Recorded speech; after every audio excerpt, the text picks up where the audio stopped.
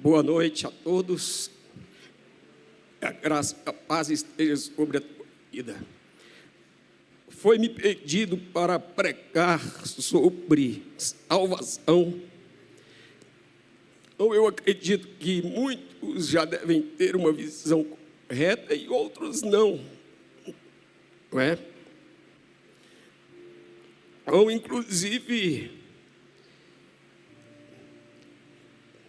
peço até misericórdia da parte de Deus, porque existem coisas que eu posso ouvir de Deus sem nenhum problema, porque eu já morri para Ele.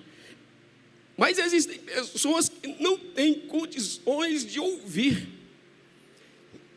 Então, antes de qualquer coisa, eu quero dizer que a minha intenção não é te ferir, não é?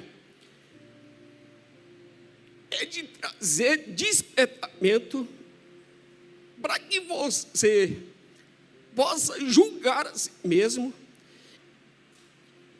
e saber se você está fazendo a coisa certa.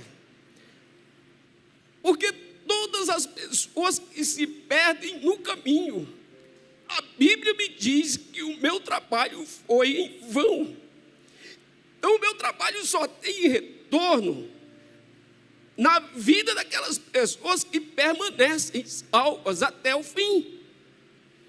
Então, se um dia você se converteu, recebeu Jesus como Senhor e Salvador e viveu um tempo na igreja, sabe, de alegria, de coisas novas, você viveu um tempo servindo, mas de repente o mundo te atraiu, ou veio problemas emocionais ou qualquer outro tipo de problema, e de repente você esfria na fé, abandona o evangelho, e daí tudo que foi feito por você, o trabalho de Jesus, o trabalho da igreja, todo o tempo que alguém investiu na sua vida, foi em vão.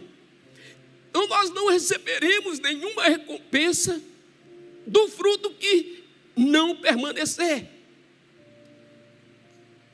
Por isso que a igreja tem o nome de frutos fiéis. Fruto fiel. Porque o fruto que permanece é o fruto que o trabalho vale a pena. O fruto que permanece é o único fruto que nos dá a recompensa e que valeu a pena trabalhar por ele. Então, vamos lá, Salmos 27, versículo 1. O Senhor é a minha luz e a minha salvação. A quem temerei? O Senhor é a força da minha vida, de quem me receberei. Então, o Senhor é a minha luz e a minha salvação. Então, nós partimos desse ponto que Deus é a nossa salvação. Atos capítulo 4, versículo 12, diz: e em nenhum outro há salvação, porque também debaixo do céu nenhum outro nome há, dado entre os homens, pelo qual devamos ser salvos. Então ninguém é salvo por outro, senão somente por meio de Jesus Cristo, porque em nenhum outro há salvação, não é debaixo do céu. Efésios capítulo 2, versículo 8, diz: porque pela graça sois salvos por meio da fé, e isso não vem de vós, é dom de Deus, não vem das obras, para que ninguém se glorie. Então, salvação vem pela graça. Isso por meio da fé, por meio de você crer em Deus e receber, crendo por fé. Isto jamais pode vir de você mesmo, porque em nós não há nada que possamos fazer e nem dar a Deus em troca da nossa salvação. Então a salvação só pode ser entregue pela graça, como presente de Deus a você. Então não vem das obras, como diz o texto, para que ninguém se glorie. Então a salvação é totalmente glória de Deus, glória de Jesus Cristo. Deuteronômio capítulo 32, versículo 4. Ele é a rocha, cuja obra é perfeita, porque todos os seus caminhos justos são. Deus é a verdade, e não há nele injustiça. Justo e reto é. Então Deus, ele é perfeito. Os seus caminhos são justos. Ele é a verdade. Em Deus não há injustiça. Ele é reto. Ele é justo. Então nós partimos desse ponto que Deus é perfeito, que Ele é bondade, que Ele é amor. Em Salmos 89, versículo 14, fala a respeito da base do trono de Deus. Diz assim: justiça e juízo são a base do seu trono. Misericórdia e verdade irão adiante do seu rosto. Então qual é a base do trono de Deus? Justiça e juízo. Então o que é a justiça? Justiça é ser correto, é ser íntegro. Quando você é justo, você faz as coisas certas. Justiça é estar com a verdade. Justiça tem a ver com obediência, fazer o bem, ser justo. Então o trono de Deus tem essa base, mas também tem juízo. E juízo é condenação, é sentença. E aí, eu pergunto, como pode o mesmo Deus que é justo ser também juízo? Em Salmos capítulo 5, versículo 4 a 5, diz assim: porque tu não és um Deus que tenha prazer na iniquidade. Então Deus, ele é reto, ele é justo, ele não tem prazer na iniquidade, no pecado. E diz: e nem contigo habitará o mal. Então Deus, ele não pode, ter essa comunhão com o mal. Versículo 5 diz: os loucos não pararão à tua vista, odeias a todos os que praticam a maldade.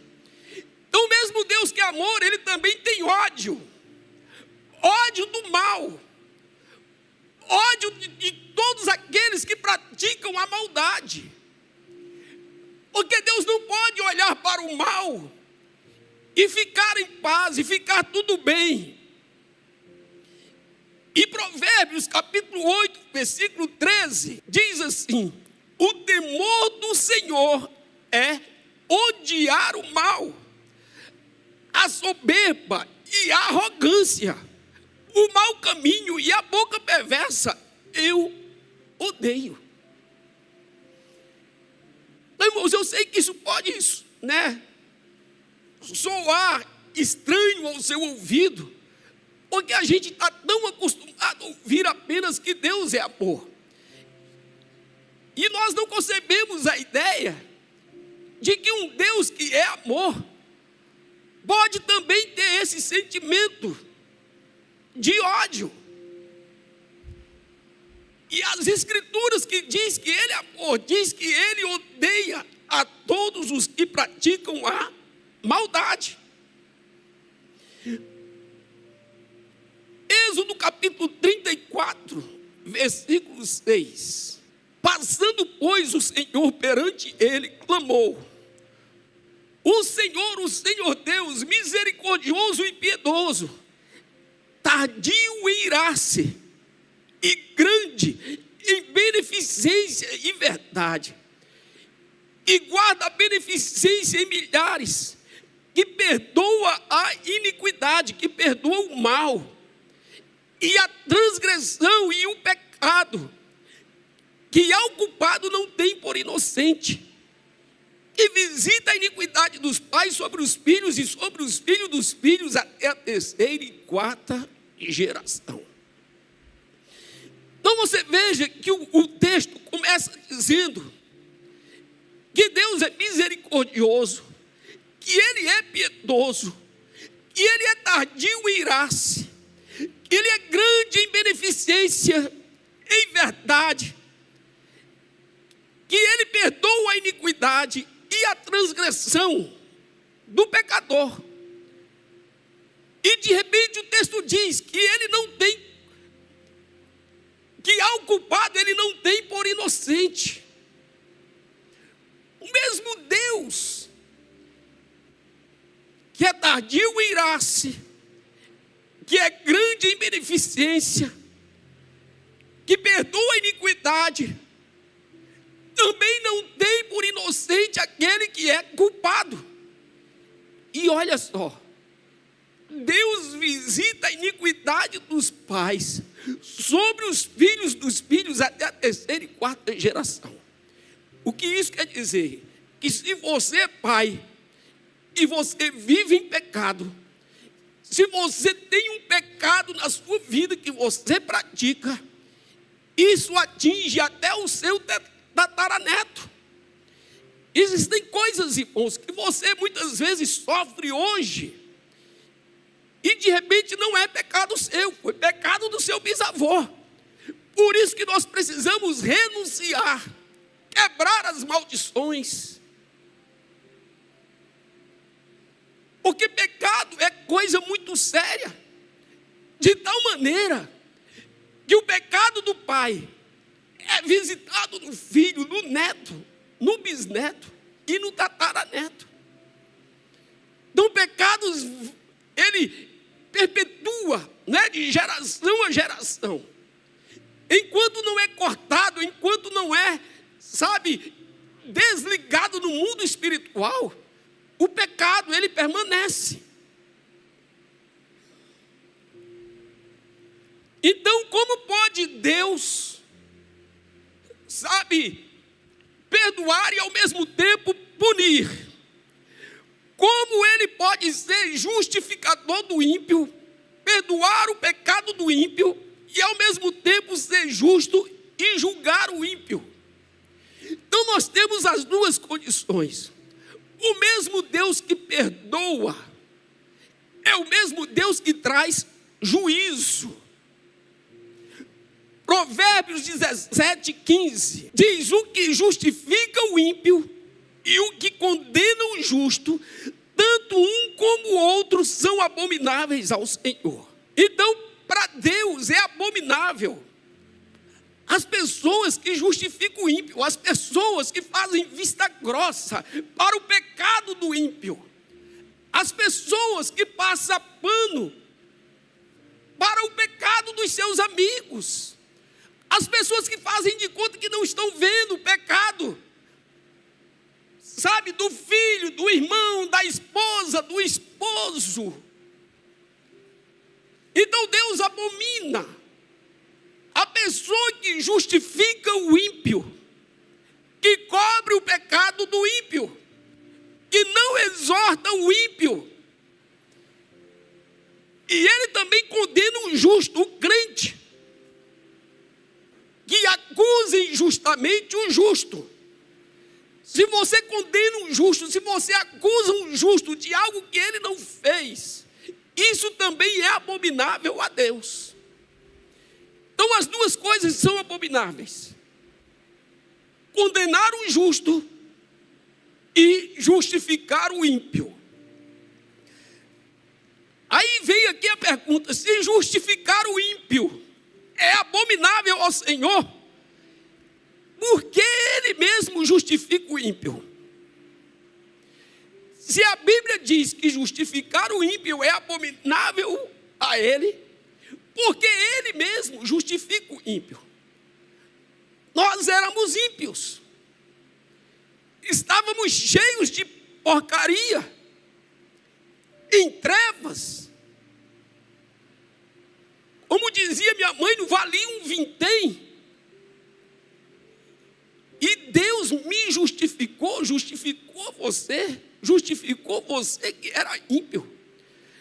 Lá em Romanos capítulo 3, 23, diz: porque todos pecaram e destituídos estão da glória de Deus, sendo justificados gratuitamente pela sua graça, para a redenção que há em Cristo Jesus.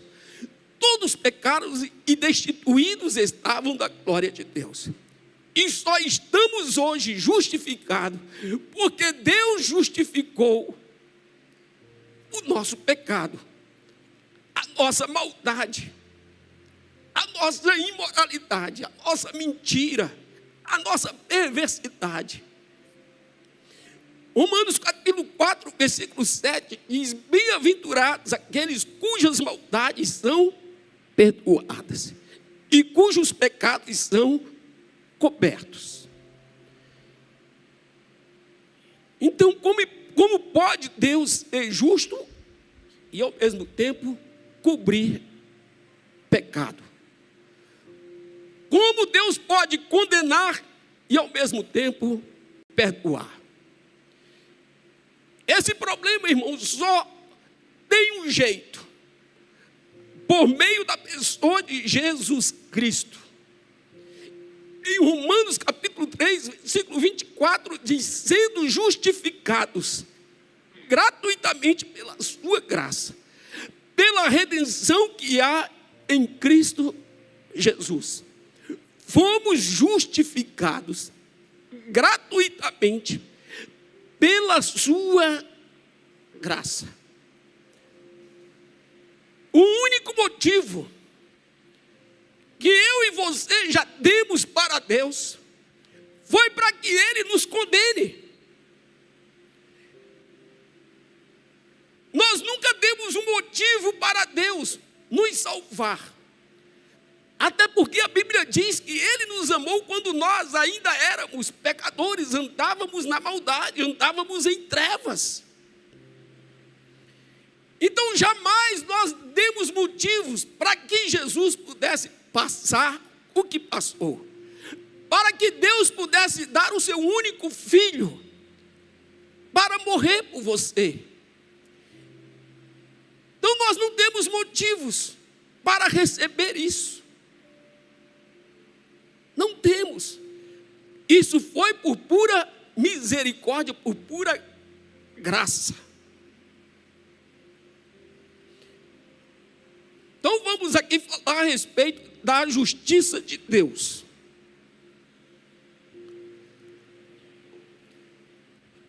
Adão, irmãos, pecou uma vez. Não é isso? O registro que nós temos é que Adão pecou uma vez.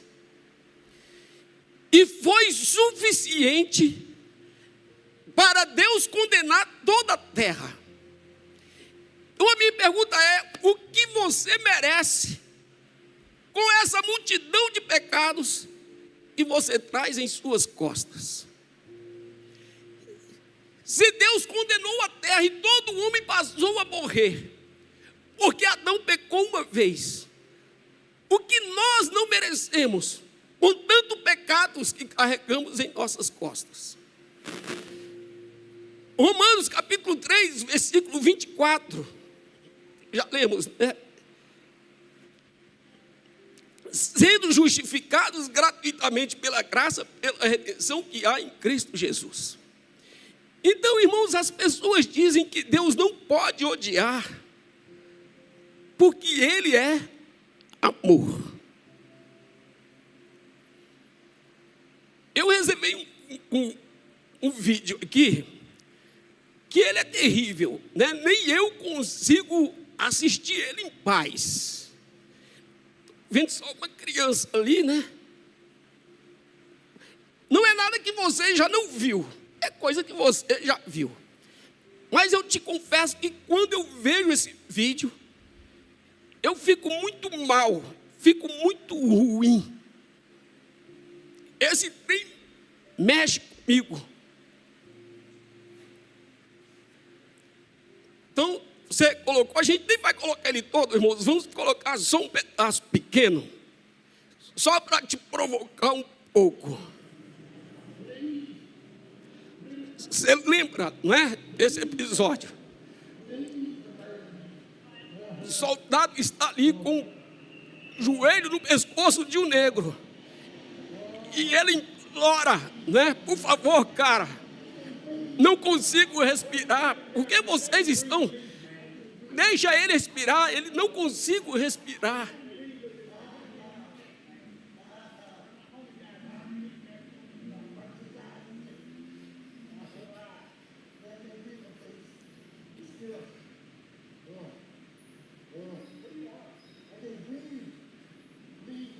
Ele pede, por favor, né?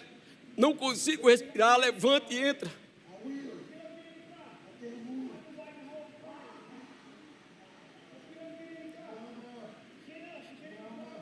Começa a clamar pela mãe, eu acho que está bom até aí. Isso é um ato de covardia muito grande. Esse negro, irmãos, ele não estava cometendo nenhum crime. Estava na frente de sua casa e esses policiais chegam só porque, né, a cor da pele. Ele foi, a conversa que se diz é que havia suspeita de que ele estava vendendo cigarro picado. Um de cigarro, estava vendendo cigarro de 1 a 1. Suspeita, nunca foi, né, confirmado. E esse policial chega, amarra ele não reagiu, né, deita ele no chão, põe o joelho no chão. E ele começa a suplicar, ele pede ali, vídeo 11 vezes, por favor, me deixa respirar, eu estou morrendo. No final ele começa a clamar pela mãe. Mãe, estou morrendo, eles estão me matando. Começa a sangrar o nariz dele. E o policial fica ali até ele morrer. Deixa eu te fazer uma pergunta. Esse tipo de coisa te deixa bem? Ou você fica irado com uma covardia dessa? Quem fica irado, irmãos? Talvez se eu estivesse lá, eu teria, né, pulado em cima dele, tirado ele, mesmo sabendo que ia morrer, porque ali, se alguém empurra aquele soldado, ele atiraria com certeza na pessoa. E por que você se ira com uma maldade dessa? E muitas vezes você pensa que Deus não pode ter ódio da maldade. Por que temos ódio dessas coisas? Porque nós somos corretos. Porque somos pessoas do bem. Porque somos pessoas íntegras. E por termos amor em nosso coração, nós nos iramos com uma covardia desse nível, irmãos. Um moço que não estava cometendo nenhum crime.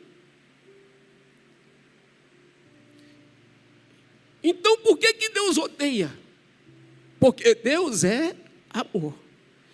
Deus odeia porque Ele ama.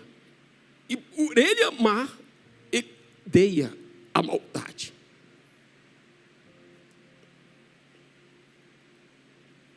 Então, você estava cheio de maldades, querido. Você estava cheio de rancor, de pecados, de justiça própria. Você estava cheio de imoralidade, de perversidade. Deixa eu te perguntar, se esse policial fizesse isso com um filho teu, teu filho não está fazendo nada de errado, e de repente chega, né, amarra o teu filho para trás, deita ele no chão, põe o joelho no pescoço, e aquele filho começa a chamar como este homem chamava pela mãe, seu último recurso, talvez de salvá-lo daquela situação. Mas a mãe não estava ali para salvá-lo. E com certeza, se a mãe estivesse ali, ela teria, não é, feito alguma coisa para tirar o joelho daquele pescoço. Se fosse um filho teu, que tipo de justiça você gostaria que fosse feito com este homem? Não aconteceu muita coisa com ele, não. Ele só perdeu o emprego e ficou 5 anos para poder perder o emprego. Depois que ele matou esse negro, ainda ficou 5 anos trabalhando como policial para a justiça demitir ele do corpo policial. Então o mundo está cheio de injustiça. E Deus olha para tudo isso. E Deus tem ódio dessa maldade. Deus aborrece o mal.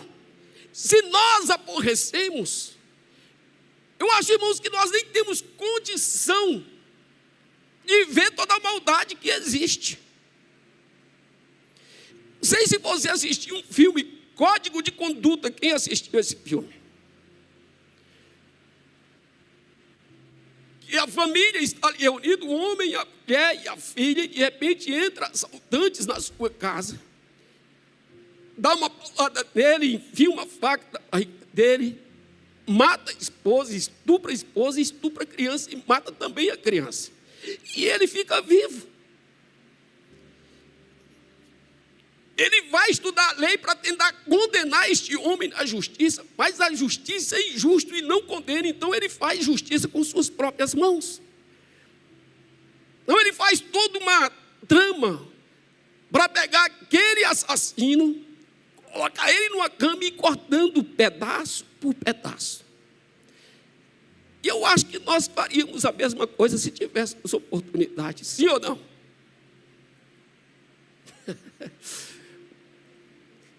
Porque somos maus. Mas você lembra que no final, tudo que ele fez, no final ele morre com a sua justiça. Porque ele instala bombas, não é, num prédio. Por causa desse pecado ele já havia matado muita gente. Porque ele queria fazer justiça. E se nós, como homens, queremos fazer justiça, porque Deus não pode fazer justiça com aquilo que é maligno. Só que no final, ele morre pela sua própria armadilha.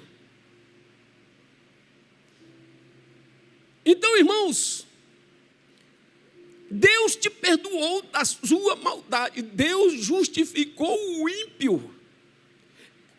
Deus te salvou da impiedade, da imoralidade, da perversidade, da mentira, da traição, da injustiça. Agora a pergunta que eu faço aqui é: salvação se perde ou não? Eu fui salvo e agora eu estou salvo até o fim, eu permanecerei salvo, eu vou para a eternidade salvo? Ou existe alguma possibilidade de perder esta salvação? E nós vamos ler textos bíblicos, são tantos que falam a respeito disso, que eu nem posso ler todos. Tenho que ler apenas alguns, mas eu creio que é suficiente para que você tenha um entendimento correto a respeito disso.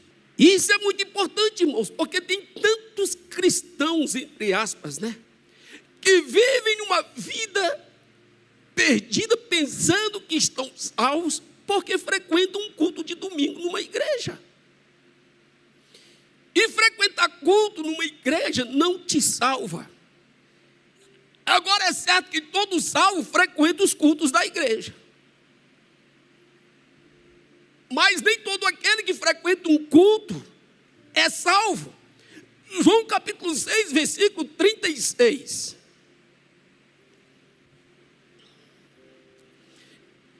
Mas vos disse que também vós me vistes, e contudo não credes. Todo o que o Pai me dá virá a mim, e o que vem a mim de maneira nenhuma o lançarei fora.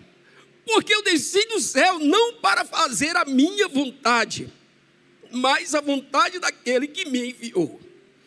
Então Jesus desceu do céu para fazer a vontade do Pai, a vontade de Deus, não a dele.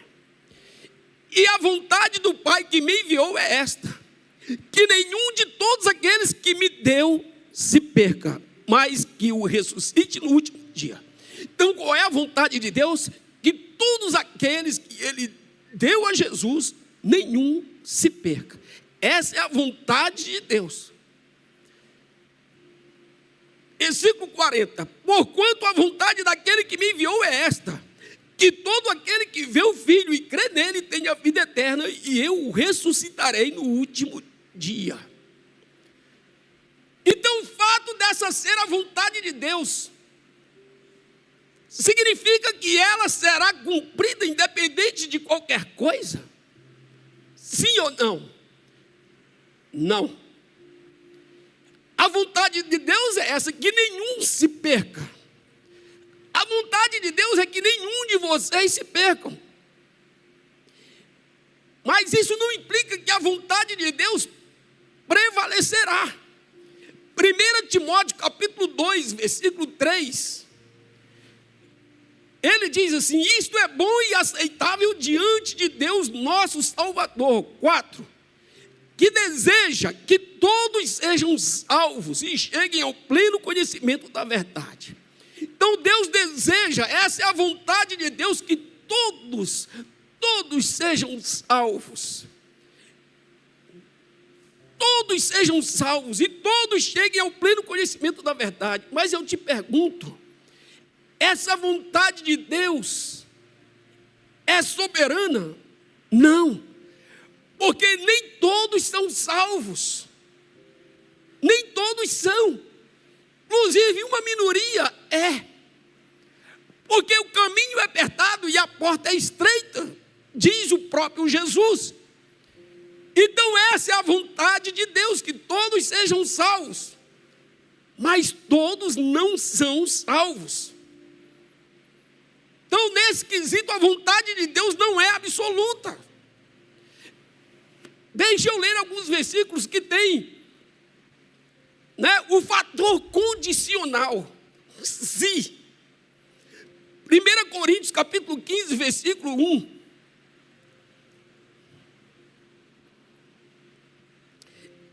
Irmãos, venho lembrar-lhes o evangelho que anunciei a vocês, o qual vocês receberam e no qual continuam firmes. Por meio dele vocês também são salvos. Por meio do evangelho somos salvos. Se, tem o se ali, se retiverem a palavra assim tal como a preguei a vocês, a menos que tenham crido em vão. Então, somos salvos se retivermos a palavra como ela, olha como Paulo diz aos Coríntios: se vocês retiverem a palavra assim como a preguei a vocês. Então ele diz: se vocês retiverem a palavra do mesmo jeito que eu preguei, como eu preguei, se vocês não mudaram nada, porque nós sabemos que existe um modismo de ajustar o evangelho às suas vontades. Existe um modismo de ajustar a palavra de Deus ao meu querer, à minha vida. Então eu ajusto a minha vida, não ao evangelho, mas eu quero que o evangelho se ajuste à minha maneira de viver. E se cria um outro evangelho, daquele que não está escrito. E Paulo diz: serão salvos se retiverem a palavra que eu preguei. E ele diz: a menos que tenham crido em vão. Ou seja, se um dia creram e desviaram, creram em vão. A sua crença, o período de crença que você teve, foi tudo em vão. Isso é crido em vão. Você creu, mas se perdeu, e o tempo que você creu foi vão. Não te trouxe nenhum benefício. É o que a palavra de Deus está dizendo. Isso não é uma teoria minha, não é um pensamento, nós estamos apenas lendo a palavra. Hebreus capítulo 3, versículo 12. Tenham cuidado, irmãos, para que nenhum de vocês tenha um coração mau e descrente, e se afaste do Deus vivo. Então, Paulo, aqui os Hebreus estão falando para pessoas convertidas, querido. Ele não está falando para ímpios, para mundanos, está falando para crentes. Ele diz que nenhum de vocês tenha um coração mau e descrente que se afaste do Deus vivo. Pelo contrário, animem uns aos outros todos os dias, durante o tempo que se chama hoje, a fim de que nenhum de vocês seja endurecido pelo engano do pecado. Ou seja, qualquer crente é passivo de ser endurecido pelo engano do pecado. O pecado pode endurecer o seu coração. Versículo 14. Porque temos nos tornados participantes de Cristo. Temos nos tornados participantes de Cristo, se de fato guardamos firme até o fim a confiança que desde o princípio tivemos. Nos tornamos participantes de Cristo, se de fato guardarmos firme. E se não guardarmos, não nos tornamos participantes de Cristo. É o que está escrito. Quando eu me torno participante? Quando eu guardo firme até o fim. Amém? Hebreus capítulo 3, versículo 6. Hebreus 3, 6. Cristo, porém, como filho, é fiel em sua casa. Cristo, porém, como filho, é fiel em sua casa. Esta casa somos nós. Se guardarmos firme a ousadia e a exultação da esperança. Olha só. Cristo é fiel à sua casa. Quem é esta casa? Esta casa somos nós. Espera aí, somos nós o quê? Se guardarmos firme, se você guardar a palavra firme, a ousadia, porque para ser crente tem que ser ousado. Para ser crente você tem que resistir o diabo, você tem que sofrer traição, você tem que, ser abatido do seu orgulho, você tem que se humilhar, você tem que obedecer. Para ser crente você tem que se sujeitar. Então você precisa de ousadia para isso. Senão no primeiro problema, no primeiro impasse, no primeiro confronto, você desiste. Você fica cheio de feridas, de pereba no coração, da alma. É o que temos por aí, um monte de gente, irmãos, dizendo que está ferido com a igreja. Que ferido com a igreja está cheia de pecado, meu irmão. Muito mais ferido foi Cristo. E nem tinha pecado. Imagina nós que temos pecados e somos maus.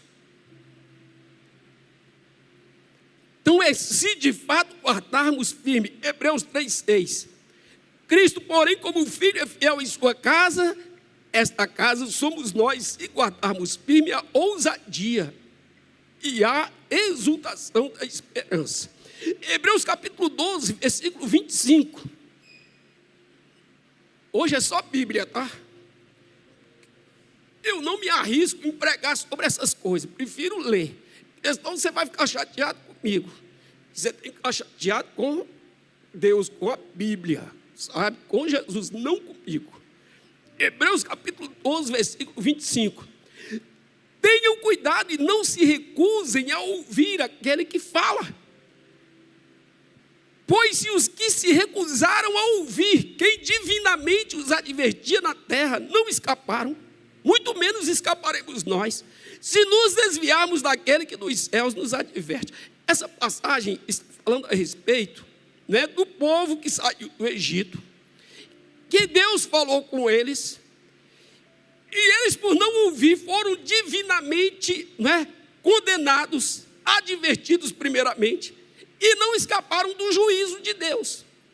Então o autor diz, muito menos nós escaparemos, se nos desviarmos daquele que do céu nos adverte. Jesus que do céu nos adverte. Ele diz, rapaz, se o povo lá no passado não escapou da fala dos profetas, de anjos que vinham falar, se foram não é, sofreram um juízo eterno. Imagina nós que ouvimos o próprio Jesus.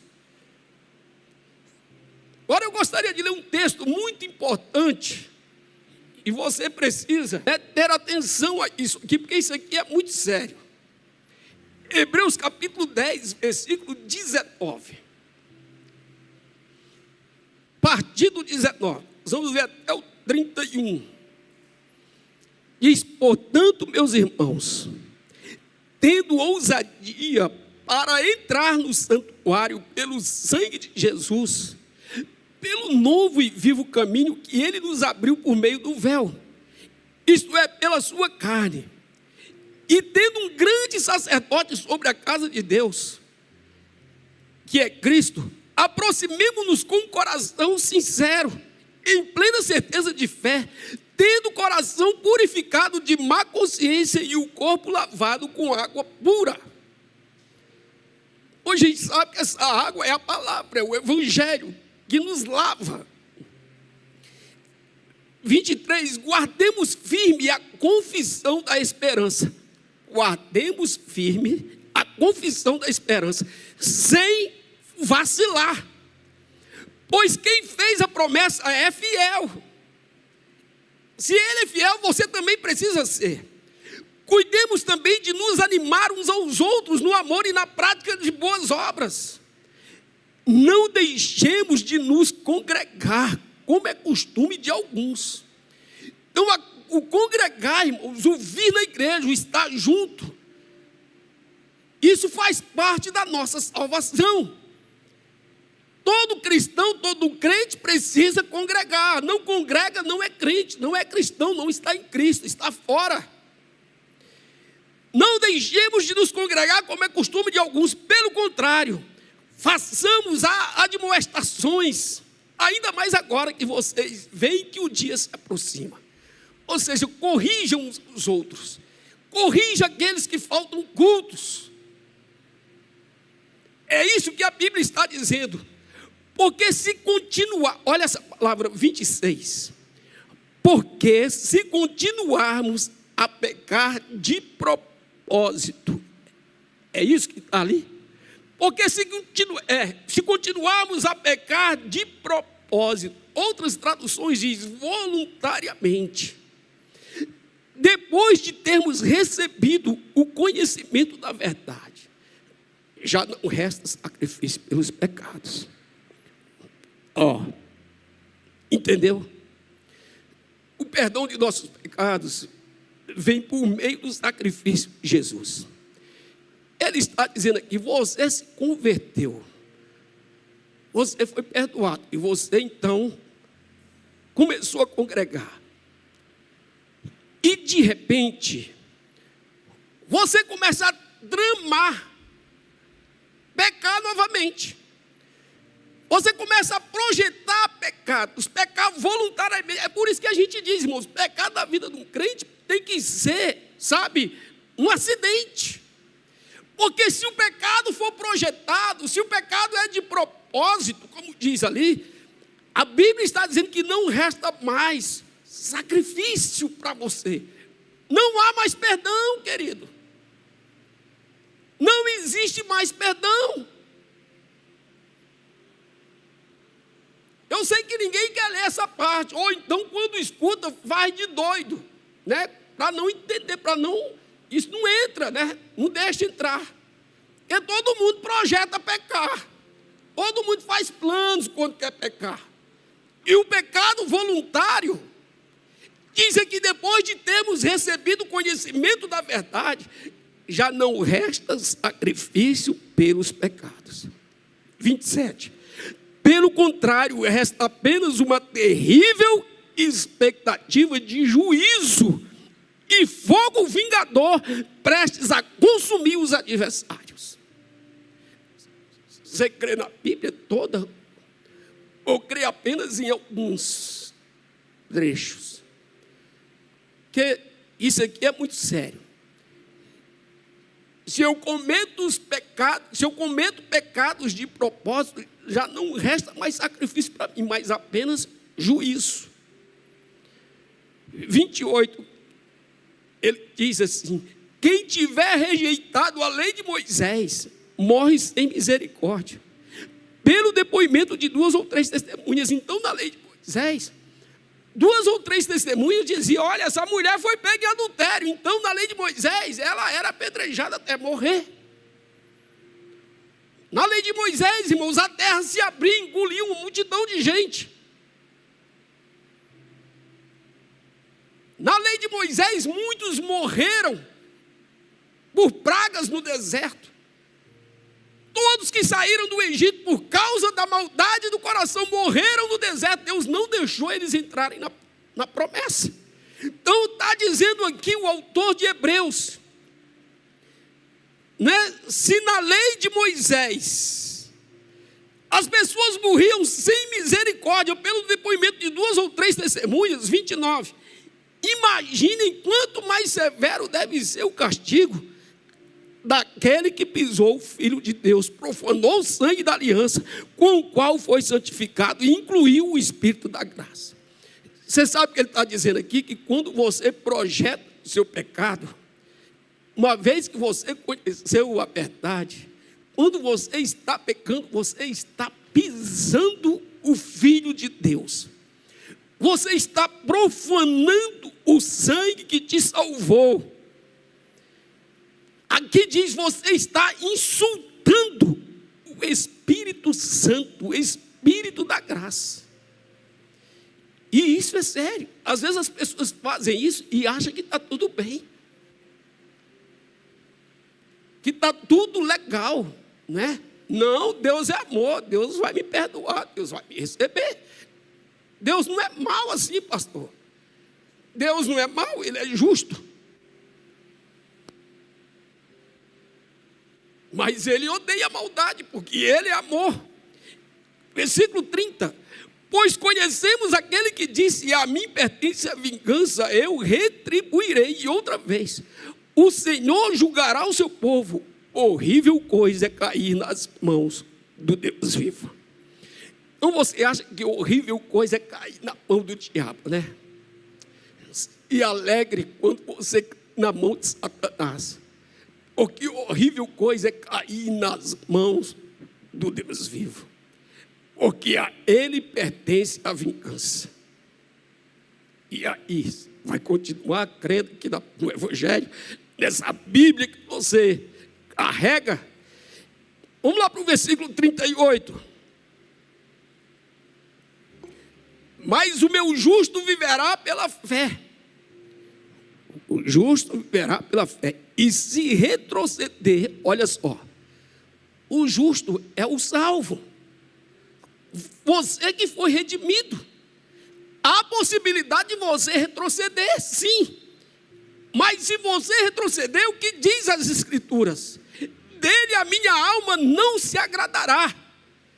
Versículo 39, nós, porém, não somos dos que retrocedem para a perdição. Ou seja, quando você retrocede, você se torna um perdido, você perde a sua salvação, porque está escrito que nós não somos daqueles que retrocedem para a perdição.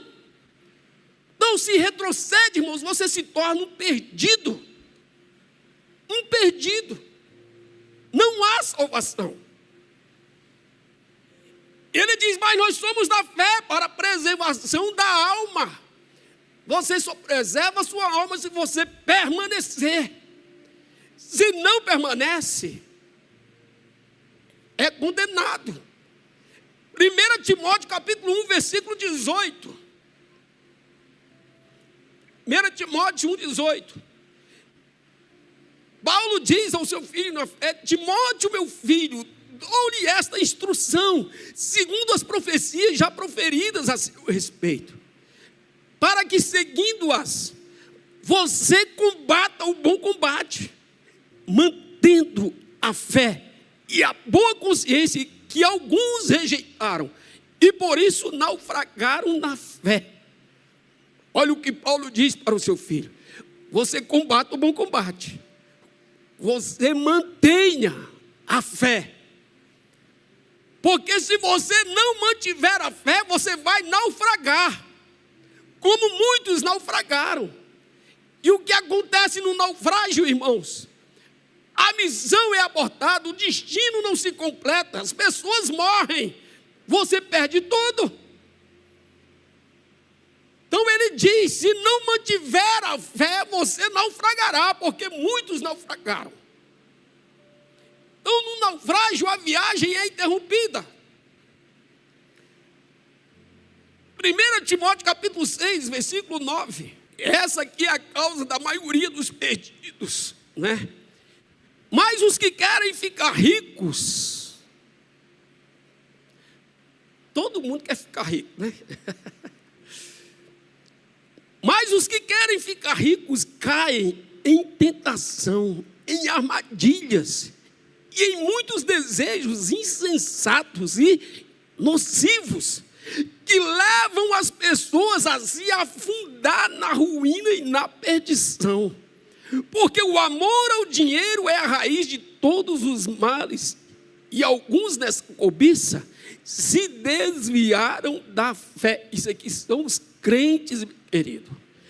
Crentes querendo ficar ricos, caíram em tentação, em desejos insensatos, nocivos, e afundaram em ruína, se desviaram da fé, e atormentaram a si mesmo com muitas dores, porque o castigo é severo.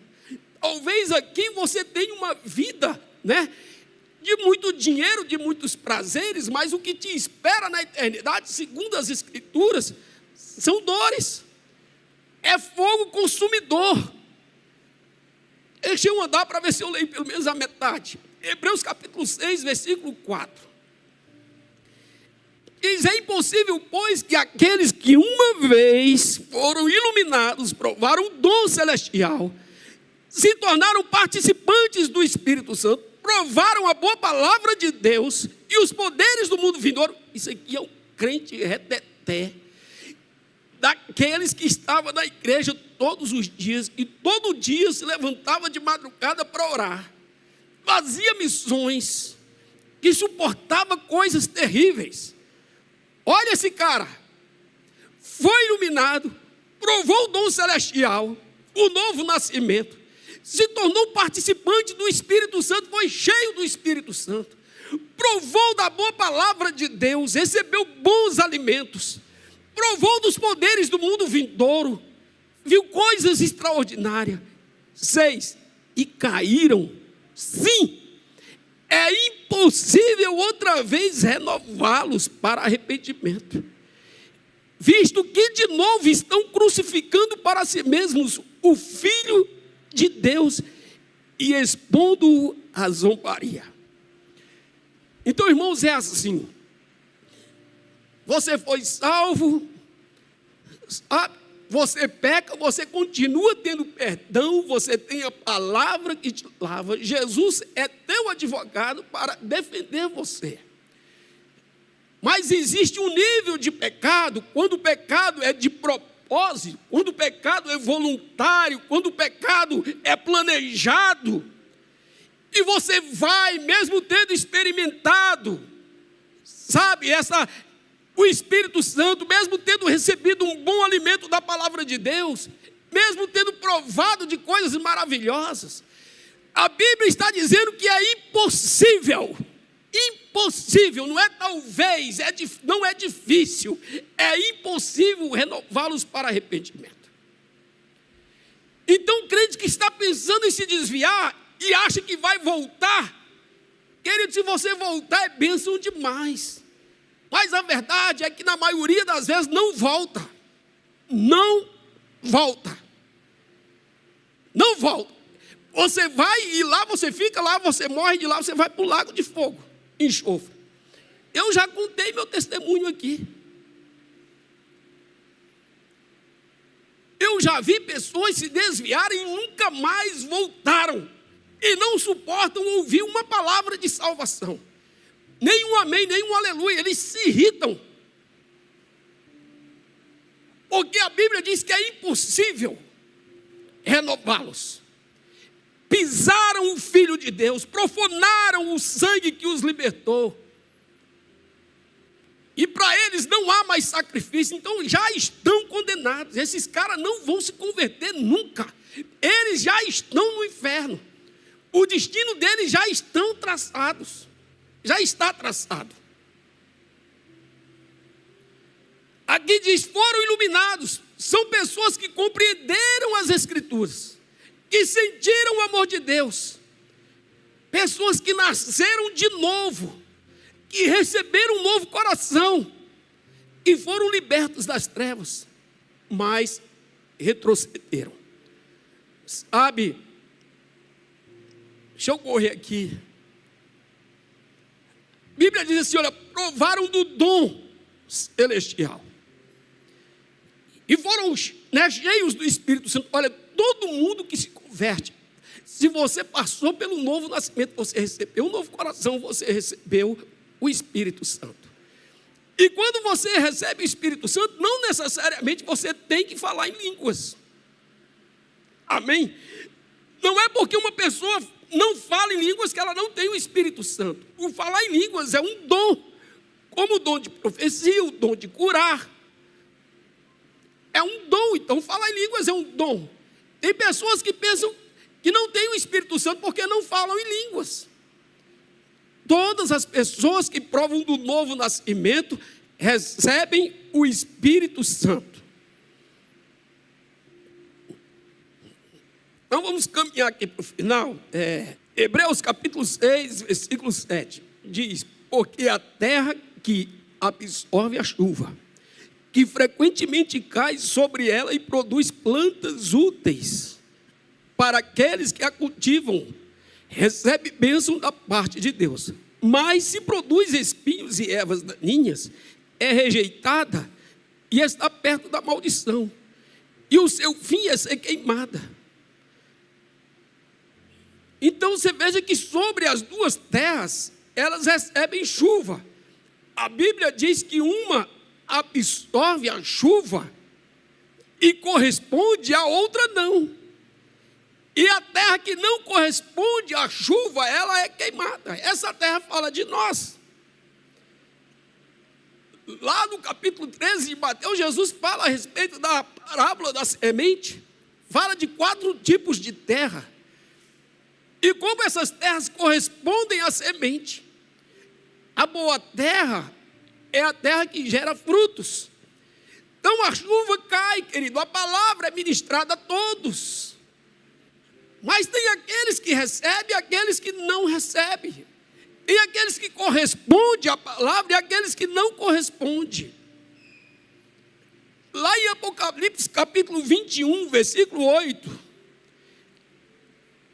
diz, quanto porém aos covardes, aos incrédulos, aos abomináveis, aos assassinos, aos imorais, aos feiticeiros, aos idólatras e todos os mentirosos, a parte que lhes cabe será no lago que está queimando com fogo e enxofre, a saber, a segunda morte.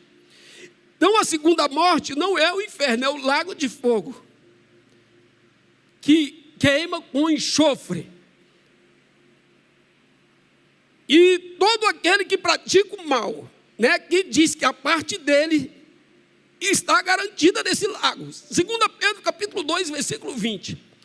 Portanto, se depois de terem escapado das contaminações do mundo mediante o conhecimento do Senhor e Salvador Jesus Cristo, portanto, se depois de terem escapado das contaminações do mundo, mediante o conhecimento do Senhor e Salvador Jesus Cristo, você escapou do mundo por meio da palavra, o Evangelho, se deixam enredar de novo e são vencidos.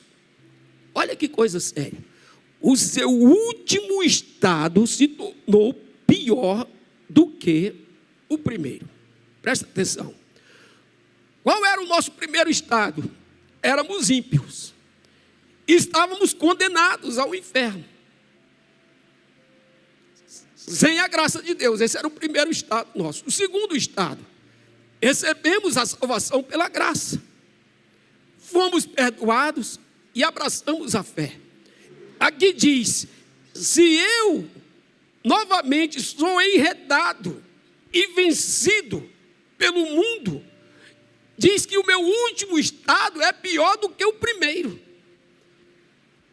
21, pois teria sido melhor que eles nunca tivessem conhecido o caminho da justiça do que após conhecê-lo voltar atrás e se afastar do santo mandamento que lhes havia sido dado. Ei, que diz assim: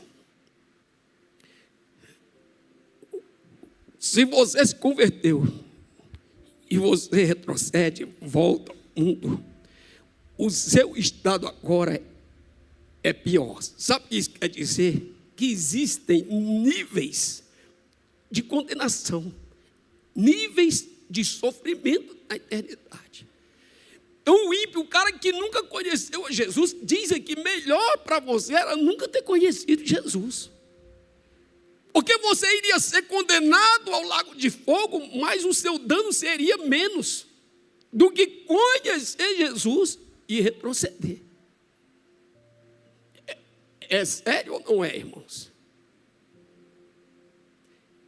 Ele diz, pois, 21, teria sido melhor que eles nunca tivessem conhecido o caminho da justiça, do que após conhecê-lo, voltar atrás e se afastar do santo mandamento que lhes havia sido dado. Então, se você estava pensando em desviar, eu espero que você desista. Mediante aquilo que a palavra de Deus está te advertindo, não é? Mas Deus é severo. Não, Ele é justo. Ele é tão justo que não deixou você pagar nem um centavo do valor que te livraria de toda essa condenação. Ele mesmo veio e sofreu todo o castigo para te livrar do lago de fogo. Agora, só o trabalho dele não adianta. Você precisa querer esta salvação, querer este livramento. Não basta apenas Deus querer. Você precisa querer e fazer o que é necessário para entrar nessa porta. O fogo eterno, irmãos, o lago de fogo, ou popularmente conhecido aí como o inferno, não foi criado para os homens. Deus não fez esse trem para você. Mateus capítulo 25, versículo 41, Mateus 25, 41, diz, então o rei dirá também aos que estiverem à sua esquerda, afastem-se de mim, malditos, para o fogo eterno, preparado para quem, irmãos? Para o diabo e seus anjos. Para quem foi feito o lago de fogo? Para o diabo e seus anjos. Se alguém vai para lá, vai de gaiato. Vai porque quer, porque escolheu. Porque o sacrifício já foi feito para te livrar dessa coisa. A palavra já existe te orientando, te advertindo. Nós temos todos os recursos necessários para nos livrar do lago que foi feito, que foi preparado para o diabo e seus anjos, não para nós. O que foi preparado para nós então? Versículo 34 de Mateus 25. Então o rei dirá aos que estiverem à sua direita, venham benditos de meu Pai, venham herdar o reino que está preparado para vocês desde a fundação do mundo. Então o que Deus preparou para nós? O seu reino, desde a fundação do mundo. O que Deus preparou para o diabo? O lago de fogo. Mas tem gente que quer ir para um lugar que não pertence a ele. É como o crente querendo ir para o mundo não te pertence, irmãos. Você não tem mais nada a ver com o pecado. O que você quer ver lá? O que você quer se assentando na roda dos escarnecedores? O que crente quer indo para o bar? O que crente quer vendo imoralidade? O que crente quer mentindo? Você não é mais da mentira, você é da verdade. O que crente quer fumando, bebendo? Isso não te pertence mais, irmãos. Então você vai entrar naquilo que não é seu. Você vai colher aquilo também que não foi preparado para você. Então Apocalipse capítulo 3, versículo 5. Apocalipse 3, 5 diz: o vencedor será assim vestido de branco. O vencedor será assim vestido de branco, de modo nenhum apagarei o seu nome do livro da vida. Olha como Jesus disse: não apagarei. Se ele diz eu não apagarei, porque existe a possibilidade de apagar. Se o seu nome foi escrito e você retrocede, pode ser apagado. E Deus diz: o vencedor é aquele que permanece até o fim. Será vestido de branco, e de modo nenhum apagarei o seu nome do livro da vida. Pelo contrário, confessarei o seu nome diante de meu Pai e diante dos seus anjos. Quem tem ouvidos, ouça o que o Espírito diz às igrejas. Amém.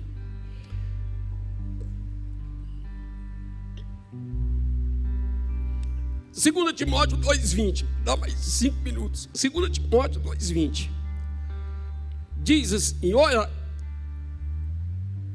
numa grande casa não há somente vaso ou utensílios de ouro e de prata, há também de madeira e de barro, alguns para a honra, outros porém para a desonra. Assim, pois, se alguém se purificar destes erros, assim, pois, se alguém se purificar, você se purifica, não é Deus te purificar.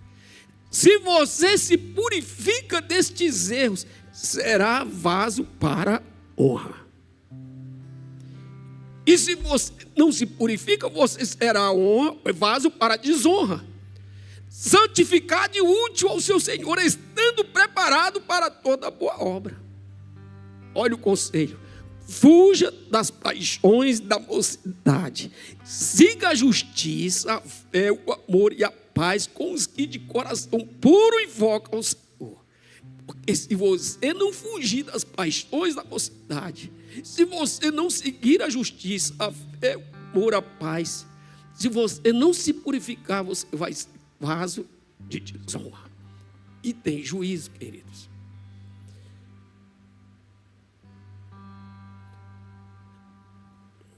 Quero encerrar aqui falando para você que as estratégias do diabo não mudam, são sempre as mesmas.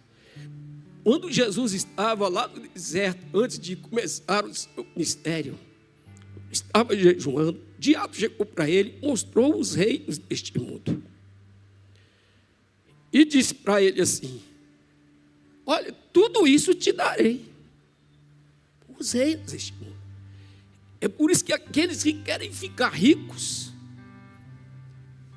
tem muita chance de se perder, porque o diabo começa a mostrar o seu reino, começa a mostrar carros importados, começa a mostrar uma conta, gorda, começa a mostrar as viagens, as praias, os monumentos, os barcos, joias. E o diabo começa a mostrar o seu reino, como ele mostrou para Jesus. E disse: eu vou te dar isso, se você me adorar. E Jesus resistiu a essa tentação. Porque se Jesus tivesse aceitado, ele teria deixado de ser filho de Deus, mesmo sendo parte da Trindade. E teria se tornado um demônio também. Então o diabo sempre vai te fazer ofertas, sempre vai mostrar os reinos deste mundo, para que você o adore. Aí você diz: olha, pastor, eu nunca vou adorar o diabo. Sabe por quê? Porque você pensa que para você adorar o diabo, você tem que se curvar de joelho diante de uma imagem de um demônio. E não é, queridos. Todas as vezes que você cai na imoralidade, você está adorando o diabo. Todas as vezes que você deixa de congregar, você está deixando o diabo, te colocar o seu reino em você. Todas as vezes que você se assenta na roda de escarnecedores, quando você se junta com ímpios, que escarnecem da sua fé, e fazem brincadeiras com o evangelho, você está adorando o diabo. Todas as vezes que você deixa de cantar louvores e você passa a ouvir músicas do mundo, eu tenho visto crentes, irmãos, sabe, postando no Instagram e no feed, porque tem que ficar ali, shows de cantores sertanejos, e a pessoa está lá cantando junto. E que coisa bonita, né? O crente retrocedendo, morto, e pensa que está salvo, querido. Pensa que está salvo. E segundo a Bíblia, não está. Não está. A nossa fé tem a base na palavra de Deus. Eu não estou aqui colocando um pensamento meu. Eu apenas estou lendo os versículos que diz que não é. Amém? Vamos ficar de pé. Apocalipse capítulo 3, versículo 11.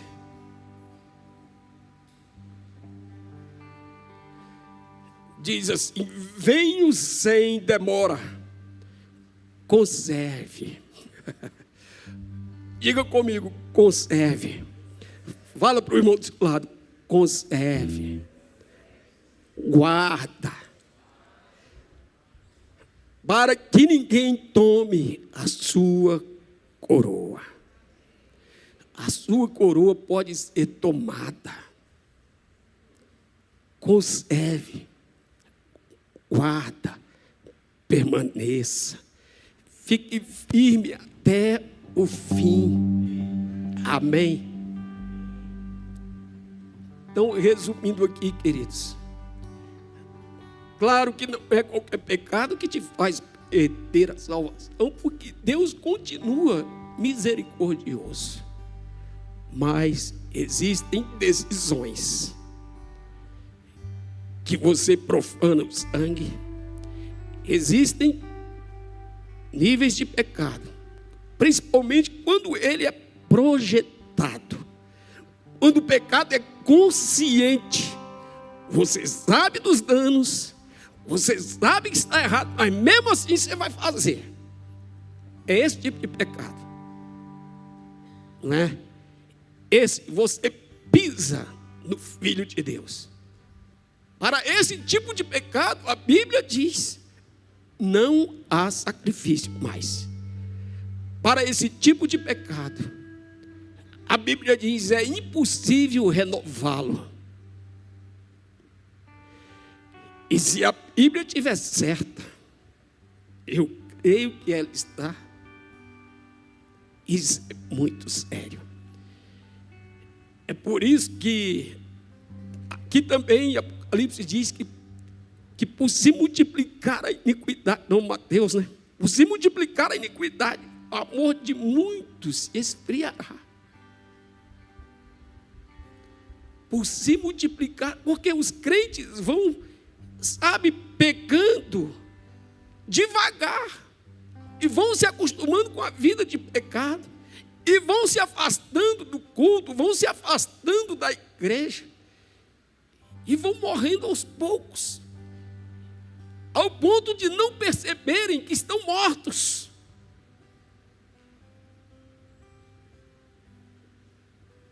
E quando Jesus voltar, ou você morrer, será que tem uma coroa para você? Ou será que ela foi roubada pelo mundo? Roubada por um amigo ímpio? Roubada por uma atitude que você decidiu, mesmo sabendo das consequências? Guarde a sua coroa, para que ninguém te tome. Amém?